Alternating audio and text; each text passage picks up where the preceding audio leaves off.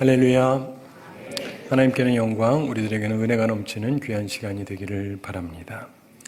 어떤 사람이 큰 죄를 지어서 사형을 받게 되었답니다. 옛날 얘기인데 형틀로 가는 계단을 올라가다가 발을 헛디뎠어요. 깜짝 놀라서 그랬습니다. 하마터면 죽을 뻔했네. 그리고는 올라갔습니다.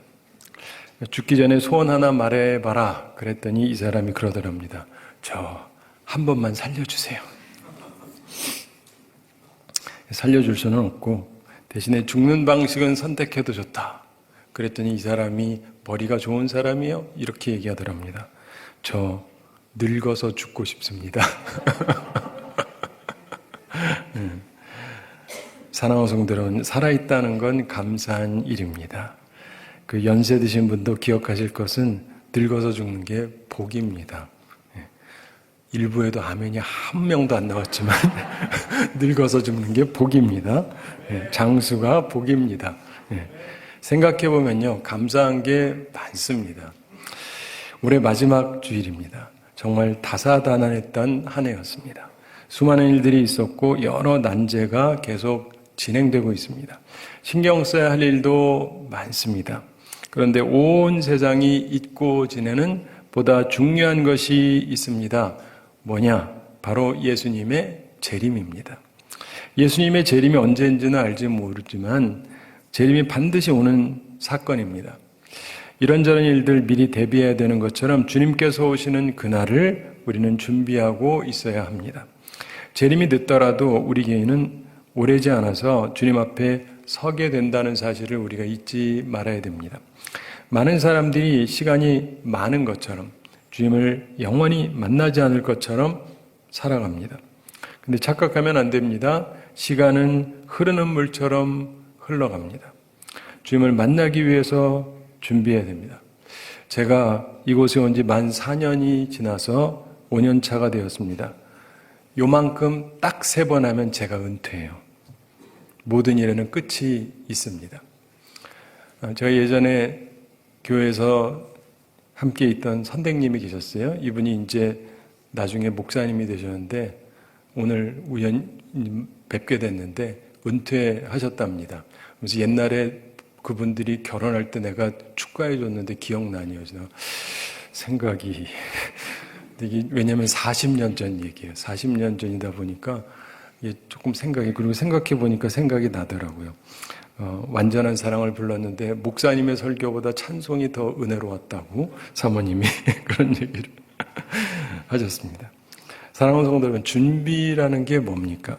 어떤 일 내지는 사건을 위해서 사전에 필요한 것을 갖추어 놓는 것을 준비라고 말하죠. 대부분의 인생의 일들은 준비가 필요하고 동시에 준비가 가능합니다. 무엇보다 주님 맞을 준비는 가능하고 또 꼭 해야 되는 것입니다. 연말과 새해를 맞이하면서 우리는 모든 일에 끝이 있다는 것을 다시금 배우게 됩니다. 우리의 인생에도 종말은 언젠가 오는 것입니다.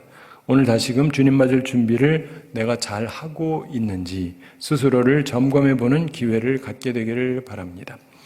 본문은 열처녀의 비유입니다.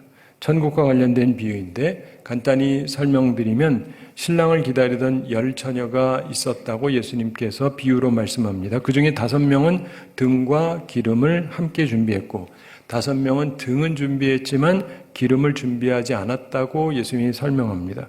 그런데 밤중에 신랑이 오는 소리를 듣고 기름을 준비하지 않은 5명의 처녀가 기름 좀 나눠 쓰자 이렇게 말합니다.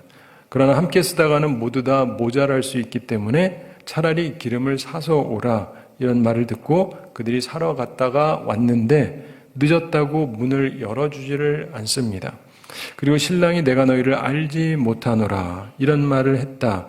이게 예수님의 말씀입니다. 참고로 이것은요 예나 지금이나 조금 말이 안 되는 얘기예요. 일부러 예수님이 이렇게 말씀하신 거예요. 천국에 들어갈 사람과 들어가지 못할 사람이 있다라는 설명을 하려고 이렇게 말씀하는 겁니다. 이제 본문 통해서 주님을 만나기 위해서 어떤 준비가 필요한지를 살펴보겠습니다. 10처녀는 교회 혹은 우리 각 사람을 상징하는 것으로 보여집니다. 이들은 두 종류로 분류가 되죠. 5처녀는 슬기로운 사람들로 또 다른 다섯 처녀는 어리석은 사람들로 구별이 됩니다. 즉 주님을 맞을 준비가 되어 있으면 슬기로운 것이고 주님 맞을 준비가 되어 있지 않으면 어리석다라는 것이 주님의 말씀입니다. 우리는 이 두 종류의 사람에게 같은 점과 다른 점이 있다는 것을 보게 됩니다. 우선 그들의 같은 점을 살펴보겠습니다. 슬기로운 처녀와 미련한 처녀에게 네 가지 공통점이 있습니다. 이 공통점을 통해서 우리는 무엇이 지혜 혹은 구원받음과 상관이 없는 것인지를 살펴볼 수가 있습니다. 이게 나쁜 것은 아니지만 이게 구원과 상관이 있거나 우리의 구원받음 이런 모든 부분들에 대해서 큰 상관이 있는 것이 아니라는 걸 기억해야 됩니다. 첫째로 이들은 같은 신분을 가지고 있었어요. 본문 1절 함께 읽어보겠습니다. 그때 천국은 마치 등을 들고 신랑을 맞으러 나간 열 처녀와 같다 하리니. 아멘. 이 열 사람은 친구로서 신랑을 맞으러 나간 사람들이었습니다. 즉 같은 신분의 사람들이었습니다. 많은 분들이 이들이 신부라고 생각을 합니다. 뭐 그럴 수도 있겠지만 그러나 이들은 신부라고 보기는 좀 어렵고 들러리라고 보는 게 맞습니다. 왜냐하면 한 명의 남자하고 10명의 여성이 결혼하는 일은 없죠. 따라서 이들은 신부의 들러리라고 보는 게 좀 더 합당합니다. 뭐 어쨌든 뭐 이렇게 보든 저렇게 보든 별 상관없이 이래저래 이들은 같은 신분인 것은 확실하죠. 즉 어떤 신분이 지혜롭고 어리석음을 가르는 것이 아니다. 이것을 주님이 말씀하는 것입니다. 귀중한 직분을 가진다고 해서 천국을 가는 것이 아닙니다. 두 번째, 이들의 공통점은 자기 사명을 알고 있었다는 것입니다. 사명하는 것 굉장히 중요하죠. 그들은 신랑을 맞이하는 사명을 갖고 있었고 그걸 알고 있었습니다. 자신 역할을 잘 알고 있는다는 것, 즉 지식, 이게 우리에게 구원을 가져다 주는 것이 아닙니다.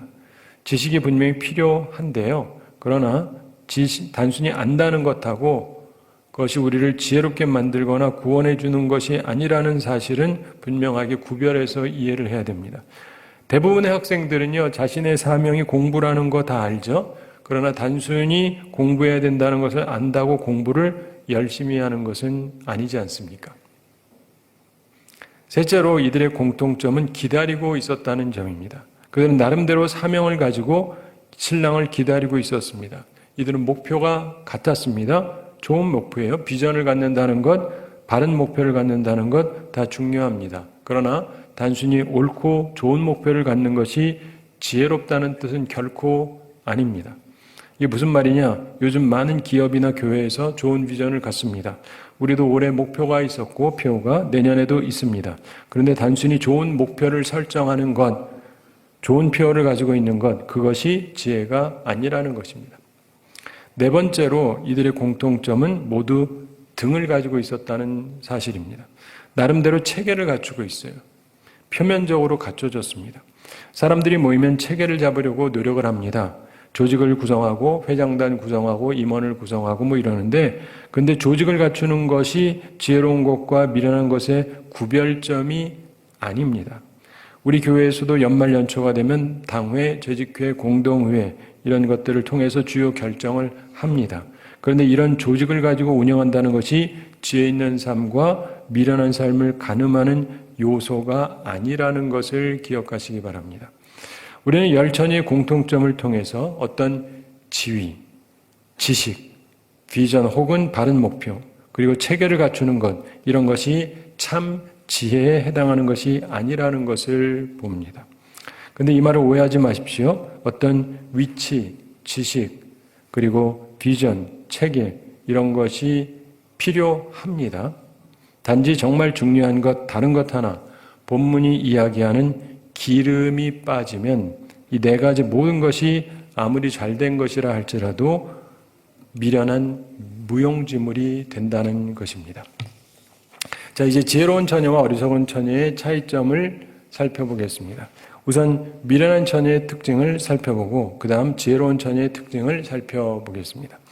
본문의 미련한 처녀에게서 우리는 세 가지 특징을 발견할 수 있습니다. 우리가 그렇지 않은지 점검해보고 조심해야 됩니다. 첫째, 미련한 처녀들은 준비가 부족해요. 기름이 없었다는 것은 준비되지 않았다는 것입니다. 기다리고 있으나 그 기다림을 위한 준비가 제대로 되어 있지 않습니다. 정말 중요한 준비가 부족했던 것입니다. 오해하지 말 것은 이들이 전혀 준비가 되지 않았다는 말은 아닙니다. 3절에 보면 미련한 처녀들은 등은 가졌으나 기름을 가지지 않았다고 기록되어 있습니다. 3절 함께 읽어보겠습니다. 미련한 자들은 등을 가지되 기름을 가지지 아니하고. 아멘. 이들은 등은 준비했어요. 그러나 그들은 불이 계속해서 타려면 꼭 필요한 기름을 준비하지 않았습니다. 이들은 신앙생활의 껍데기는 가지고 있었어요. 그런데 그 중심에 참된 기름이 전혀 없었습니다. 즉 준비가 부족했다는 얘기입니다. 사실 요즘 결혼하는 많은 사람들을 보면 결혼은 기다리는데 결혼을 위한 준비가 되어지지 않은 경우가 얼마나 많은지 모릅니다. 준비되어지지 않은 결혼은 순탄할 수가 없어요. 예나 지금이나. 이것은 인생의 모든 부분이 마찬가지입니다. 어리석은 사람들은 모든 일에 준비가 잘 안 돼 있고 주님의 재림에 대한 준비도 부족합니다. 두 번째로 이 미련한 처녀들은 태만했습니다. 이들은 기름을 준비하지 않은 채로 잠을 자고 있었습니다. 5절 함께 읽어보겠습니다. 신랑이 더디 오므로 다 졸며 잘세.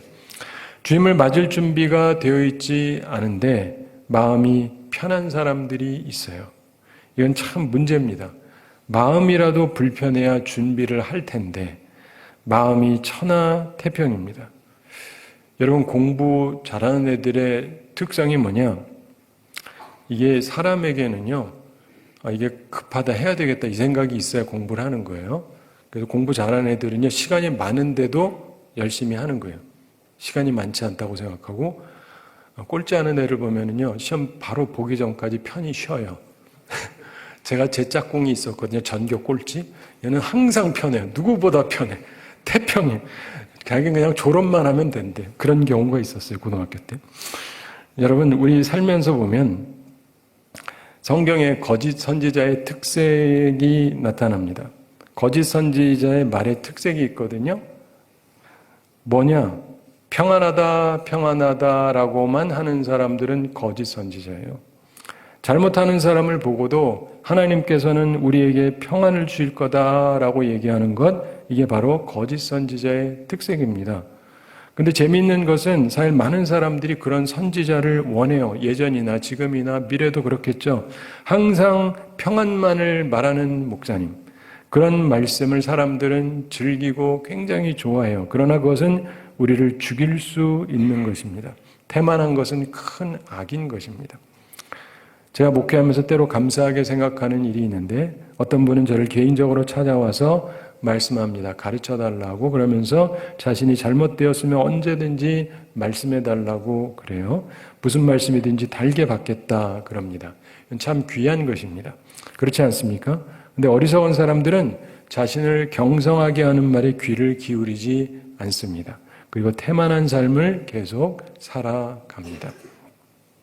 세 번째로 미련한 처녀들은 기회주의자였습니다. 기회주의자. 신랑이 온다는 소식을 듣고는 옆에 사람들의 것을 달라고 했습니다.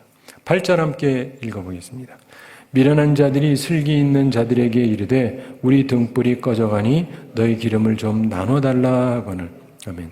상대방의 동정을 이용하고자 하는 기회주의자였습니다.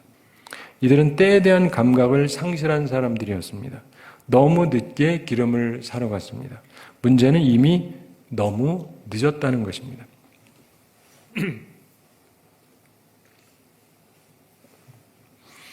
사랑하는 성도 여러분, 우리 마음속에 기회주의자 같은 마음을 버려야 됩니다.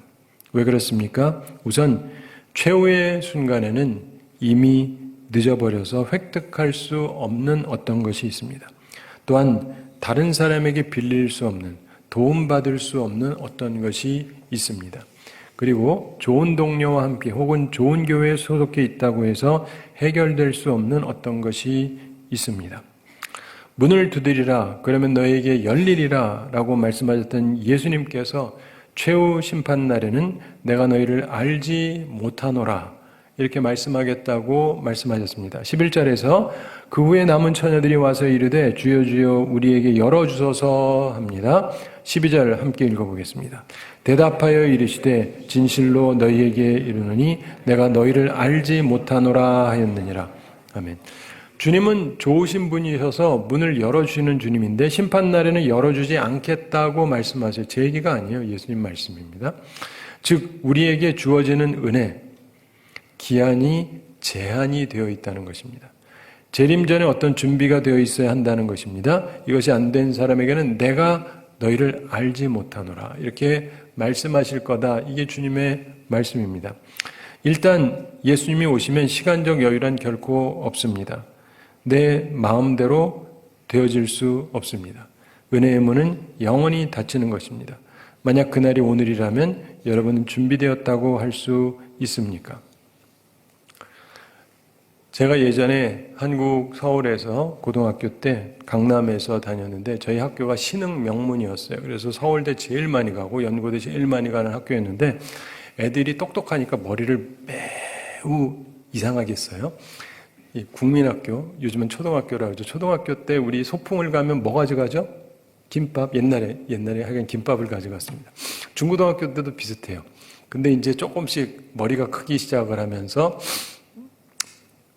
돈 좀 달라 그러고 그러면서 어머니한테 이제 고등학생쯤 되니까 얘들이 머리도 좋은 애들이니까 엄마 그 김밥 싸려면 피곤하잖아요.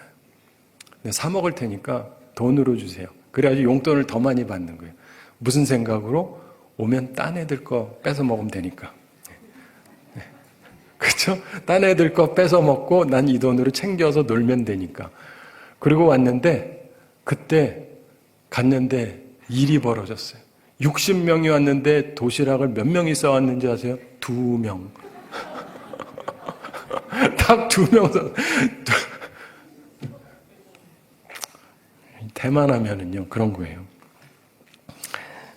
여러분 우리나라에 대해서 다 설명드리면 약 20년 전에 우리나라에 좀 안 좋은 일이 있었으면 그러면서 노무현 대통령이 당선됐던 무렵 얘기인데 그 당시 저는 미국에 있었는데 좀 안 좋은 일이 있어서 미군에 대해서 안 좋은 감정들이 많았죠. 설문조사에 의하면 한국이 미국에 대해서 그 당시 50대 이상은 대다수가 호감을 나타냈지만 지금 70대 이상이겠죠. 나이가 어릴수록 반감이 심하게 나타났습니다. 40대는 50.3%, 지금 한 60대겠죠. 그리고 그 당시 30대는 67.2%, 지금 50대겠죠. 그리고 20대는 75.5%가 반감을 갖고 있었어요. 지금 40대겠죠. 대학생의 경우는 79.9%가 미국의 반감을 지니고 있었습니다. 주한미군 철수에 대해서 찬성하는 국민이 31.7%고 나이가 어릴수록 심한데 30대는 42.6%, 20대는 47.2%가 찬성을 했습니다. 자, 그렇다면 젊은이들이 민족을 사랑하는 마음이 있어서 그러느냐? 그건 아니에요. 당시 한국 대학생들을 대상으로 물어봤습니다. 만약 해외에 있을 때 국내에서 전쟁이 나면 어떻게 하겠느냐? 여기에 답변은 빨리 와서 나를 지키겠다라고 할 줄 알고 물어봤는데 과반수 이상 56.1%가 귀국을 안 하든지 안 하려고 노력하겠다고 답했습니다. 그 사람들이 지금 40대예요. 반드시 귀국하겠다고 답한 사람은 불과 13.9%에 불과했습니다. 그러면서 주한미군 철수를 원하고 있었다. 게다가 태만하고 아니랬습니다. 북한이 전쟁을 일으킬 위험성에 대해서 많이 있다고 답한 사람은 불과 4.7%밖에 없고 전쟁 위험이 별로 혹은 전혀 없다고 답한 사람이 과반수를 훨씬 넘었습니다. 57.9%, 예전 얘기인데. 그러면서 그 당시 미국에서 어떤 말이 나왔느냐, 한국 분들 거의 모르는 것 같아서 제가 정보를 드리는 거예요. 그러고 있으니까 뉴욕타임즈에서, 미국의 굉장히 유명한 데죠. 뉴욕타임즈 칼럼에서 주한미군 철수하자 이런 주장 발언이 나왔습니다. 그러면서 한국 국민이 원하지 않는데 뭐하러 있느냐? 우리 철수하자 이런 얘기가 뉴욕타임즈에서 20년 전에 이미 나왔어요. 게다가 일부에서는 이런 이야기까지 나왔습니다. 미군 철수시키고 북한에 핵이 있으니까 북한 핵시설을 폭격하자. 우리 미군 다 빠져나오고 폭격하자. 그럼 우리나라 어떻게 돼요? 이럴 거라고 아무도 생각 안 하시죠? 미군 20년 전에 이미 이게 논의가 되던 거라는 걸 기억하셔야 돼요. 네. 그 사람들이 뭐 자국의 이익을 위해서 무조건 우리나라에 있을 것이고 뭐 어쩌고 저쩌고 그거는요. 참 바보 같은 생각입니다. 미국 하나도 모르는 생각이에요. 옛날 얘기죠. 그래서 그 당시 노무현 대통령이 당선되면서 반미 시위 자제를 호소했던 거예요. 이게 알고 보니까 이러다 큰일 나게 됐던 거예요. 사랑하는 성도 여러분, 우리가 삶을요 지혜롭게 살아가야 됩니다. 많은 분들이요 다 똑같은 줄 아는데 똑같지 않습니다. 세상은 계속 변하는 거예요. 그리고 슬기로운 처녀처럼 우리가 살아가야 되는데 이제 슬기로운 처녀의 특징을 살펴보고 우리가 그런 특징을 갖게 되기를 바랍니다. 첫째로 이들은 준비된 사람들이었습니다. 4절 함께 읽어보겠습니다. 슬기 있는 자들은 그릇에 기름을 담아 등과 함께 가져갔더니 아멘. 슬기로운 처녀들은 기름을 가지고 있는 사람들이었습니다. 이것은 준비되어 있음을 말합니다. 슬기로운 처녀들은 그릇에 기름을 담아 등과 함께 가져갔다 이렇게 기록되어 있죠. 슬기로운 처녀들은 기름을 준비했기 때문에 슬기롭다고 평가되는 것입니다.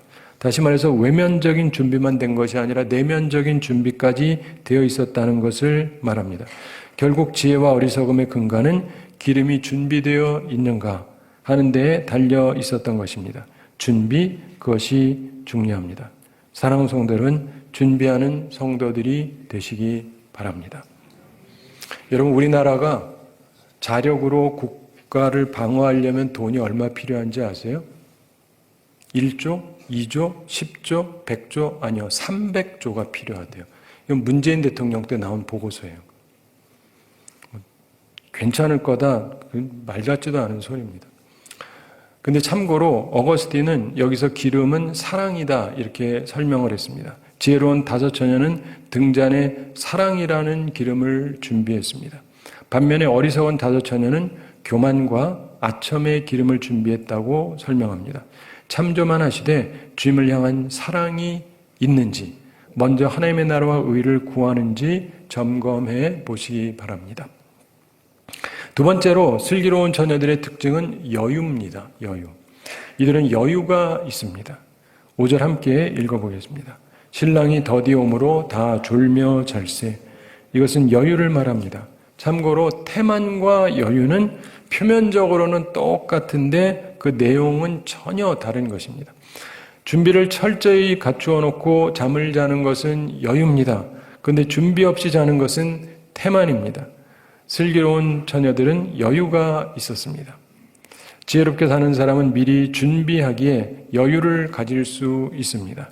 사랑하는 성도 여러분, 준비되어 있어서 여유가 있는 우리가 되기를 바랍니다. 제가 오면서 코로나를 맞아가지고 오자마자 1월 첫 주 예배 100명이었죠. 그것도 최대한 끌어들여가지고 하여간 굉장히 안 좋은 시기였습니다. 그러니까 많은 교회들이 교인도 줄고 헌금도 줄고 굉장히 어려운 시기를 겪었죠. 이제 좀 지나가나 싶은데 또다시 내년에 또 나쁠 거다 이렇게 다들 보죠. 그렇기 때문에 항상 내가 어떻게 살아오느냐는 중요한데 준비를 갖추면 여유가 있습니다. 참고로 대부분 아시겠지만 저희 교회는 제가 오고 나서 교회 재정이 많이 넉넉해졌어요. 예전에 비해서 몇 배가 더 있습니다. 그래서 현금을 많이 보유하고 있어서 내년 재정에 대해서 좀 여유로운 마음을 가질 수가 있어요. 준비가 안 됐으면 굉장히 곤란할 것입니다. 사랑하는 성도 여러분, 준비된 삶으로 여유 있는 삶을 꼭 사시게 되기를 바랍니다. 세 번째로 슬기로운 처녀들은 자신의 한계를 잘 알고 있었습니다. 이들은 자신의 기름을 나눌 수 있는 것이 아니라는 것을 알고 있었어요. 이것도 되게 중요해요. 이 부분 굉장히 중요한데 6절에 보면은 밤중에 소리가 나되 보라 신랑이 이로다 맞으러 나오라 하매 드디어 신랑이 옵니다.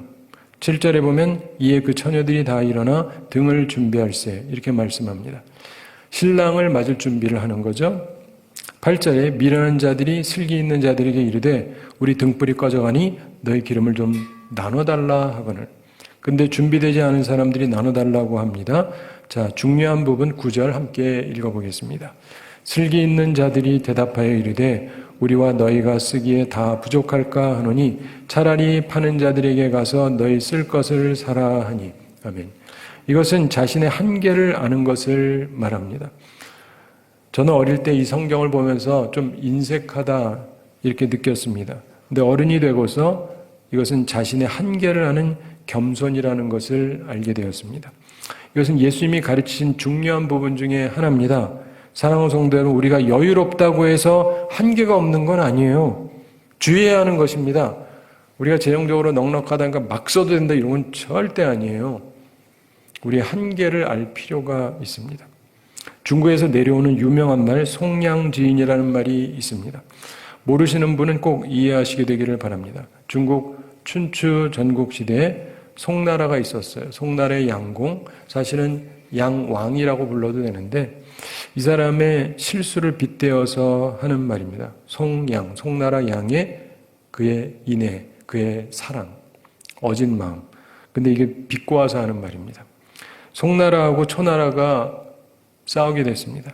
근데 초나라가 대군을 거느리고 송나라를 치기 위해서 오면서 강을 건넙니다. 송나라 장군 국왕이 초나라 군대가 강을 건너서 내려와서 진영을 갖추면 싸우기 힘드니까 그들이 아직 강에 있을 때 공격하자 그랬습니다. 화살을 쏴도 되고 그러잖아요. 그래야 승산이 있다 말했습니다. 초나라가 강하거든요. 근데 이 송나라 양공, 이 양왕이 나는 덕이 있는 군자다. 군자가 어찌 그럴 수가 있느냐. 그러면서 거절을 했습니다. 공격하지 말아라. 장군이 우리 송나라 백성이 불쌍하지 않습니까? 그래도 막무가내요. 나는 군자라서 그렇게 할 수 없다. 그래서 강을 건넜습니다. 강을 건너서 이제 이 사람들이 진영을 갖추기 전에 그래도 좀 흐트러져 있잖아요. 지금이라도 공격해야 됩니다. 저들이 진영을 잡기 전에. 송나라의 양왕이 그럽니다. 그럴 순 없다. 내가 군자인데. 준비가 안 된 사람을 치면 안 된다. 그래가지고 그냥 저쪽에 다 갖추도록 둡니다. 다 갖추고 나서 이제 싸우자 했어요. 어떻게 됐겠습니까? 졌으니까 제가 이 얘기를 하지. 아주 참패를 했습니다. 이 사람은 일종의 이상주의자였어요. 그래가지고 이상주의자니까 전쟁에서도 사실은 군주가 조심해야 되잖아요. 지금 큰일 나니까. 근데 내가 솔선수범해야 된다. 그래가지고 자기가 앞선 거예요. 나를 따르라. 지금 따르라 할 사람이 따로 있지. 그래가지고 부상을 입고 3일 만에 죽었습니다. 그래서 송량지인 이 말은 비현실적인 이상주의자를 비꼬아서 하는 말이에요. 이상이 나쁜 건 아닌데 현실에 맞아야 되잖아요. 아주 비현실적인 이상주의자. 남 돕는 것 좋죠. 그러나 내 한계를 넘는 것은 어리석은 것입니다. 지혜로운 사람은 항상 자신의 한계를 압니다. 이것은 겸손이라고 할 수 있는 것입니다. 결국 지혜로운 사람들은 잘 준비되어져 있으면서 항상 좌우로 치우치지 않는 균형을 가지고 있습니다. 여유를 가질 부분과 긴장해야 되는 부분을 잘 유지하는 사람들입니다. 사랑하는 성도 여러분, 말씀을 맺으면서 한 가지 마지막으로 기억하고 지나가야 될 일이 있습니다. 주님의 재림을 준비하는 것이 꼭 해야 되는 것이기 때문에 준비되지 않은 분들은 용서되어지지 않는다는 것을 기억하셔야 됩니다. 제 얘기가 아니에요. 기름을 준비하지 않았던 자들이 나중에 기름을 사서 왔는데 문이 닫혔습니다. 그들이 부탁을 하죠. 주여 주여 우리에게 열어주소서. 11절 함께 읽어보겠습니다. 그 후에 남은 처녀들이 와서 이르되 주여 주여 우리에게 열어주소서. 그런데 냉정한 답이 들려옵니다. 12절 함께 읽어보겠습니다. 대답하여 이르되 진실로 너희에게 이르노니 내가 너희를 알지 못하노라 하리라. 아멘. 진실로 참으로 너희에게 말하는데 내가 너희를 알지 못한다. 이렇게 답변하실 거라는 거예요. 참고로 이거는요 굉장히 이상한 얘기예요. 그 시대에도 이상한 얘기고 지금 봐도 이상한 얘기예요. 결혼식인데 못 들어오게 한다? 게다가 이게 들러리인데 그 누구 말 맞다나 신부라고 하면 신부인데 못 들어오게 하면 어쩌자는 거예요. 말도 안 되는 얘기죠. 근데 이 얘기는 뭐냐면 들러리겠지만 예수님이 우리한테 강조해서 말씀하려고 하는 것이 우리는 주님이 사랑이다 사랑이다 사랑이다 사랑이다 라고만 얘기하는데 그 사랑의 주님, 우리를 위해서 목숨까지 주시는 주님께서 왜 이토록 냉정하고 무서운 말씀을 하시느냐? 그것은 우리더러 오해하지 말라는 말씀입니다. 사랑을 받은 우리, 용서받은 우리가 언젠가 주님 앞에 설 때에 그 전에 바르게 준비가 되어 있어야 한다는 것입니다. 기독교는 용서와 사랑을 말합니다. 하나님은 오래 참으십니다. 그러나 영원히 참으시는 분은 아닙니다. 사랑은 오래 참고지 영원히 참는다가 아니에요. 사랑이 영원한 것이지 사랑의 특색은 그저 오래 참는 거예요. 그러니까 어떻게 해야 됩니까? 주님께서 13절에서 답해 주십니다. 13절 함께 읽어보겠습니다. 그런즉 깨어있으라. 너희는 그날과 그때를 알지 못하느니라. 아멘. 깨어 있어야 됩니다. 준비되어야 합니다. 올해 우리의 모습을 돌아보면서 새해에도 우리가 항상 깨어 있게 되기를 바랍니다. 올해 마감하면서 주님 만날 준비가 되었다고 말할 수 있습니까? 지금 이 상태로 주님이 오셨다면 지금까지 한 걸로 너무 잘한 거예요? 그리고 주님께 뭔가 보여드릴 것이 있습니까? 잘 생각해 보시기 바랍니다. 그리고 혹시라도 미비한 점이 있다면 대신에 이제 새로운 날을 주님께서 주실 것이니까 그걸 감사하면서 새롭게 시작 꼭 하시게 되기 바랍니다. 성령의 기름을 우리의 삶, 우리 교회에 충만하게 채우는 주님 맞을 준비가 된 내년 한 해가 되기 위해 결단하고 힘쓰게 되기를 바랍니다. 우리 마음에 사랑으로 충만해야 돼요. 주님을 향한 사랑으로 충만해야 돼요. 그래서 주님의 나라와 의를 먼저 구해야 됩니다. 이걸 결코 잊지 마시기 바랍니다. 한 가지 질문 드리면서 오늘 말씀을 마치겠습니다. 사랑하는 성도 여러분, 일본이 진주만 공격을 무슨 요일에 했죠? 주일, 일요일에 했습니다. 아침 해가 뜨기 전에 일어난 공격이었습니다. 한국전쟁 6.25는 언제 발생했죠? 역시 주일, 일요일, 새벽에 발생했습니다. 왜 그랬느냐? 상대방이 준비되지 않은 때, 예상 못했던 때에 일으킨 거예요. 소위 말하는 천재적인 전쟁 계획이었습니다. 성령께서는 우리에게 그러니까 깨어있으라고 말씀합니다. 그날이 기쁨이 되기 위해서. 그러나 우리의 대적 마귀는 편히 쉬고 있으라고 말합니다. 마귀가 잘하는 말이 있어요. 다음에. 그러다 꼴까다 끝나는 거예요. 그날이 고통의 날이 되게 하기 위해서 마귀는 그렇게 합니다. 오늘 우리를 향한 성령의 음성을 듣게 되기를 바랍니다. 지혜로운 다섯 처녀처럼 주님 맞을 준비를 해서 주님의 혼인잔치에 참여하는 우리 모두가 되기를 우리 주님의 이름으로 축원합니다.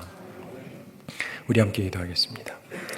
사랑의 하나님 아버지, 우리를 사랑하시고 오늘도 저희에게 귀한 말씀 주심을 감사드립니다. 주님께서 언젠가 오실 터인데 나는 준비되었는지 생각해 보게 해주시고 주님을 향한 사랑으로 충만한지 하나님의 나라와 의를 먼저 구하며 살고 있는지 돌이켜보게 해주시옵소서.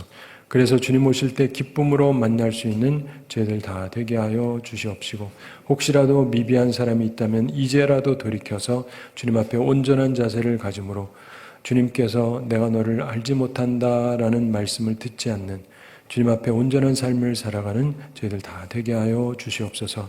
감사드리며 예수님의 이름으로 기도드리옵나이다. 아멘.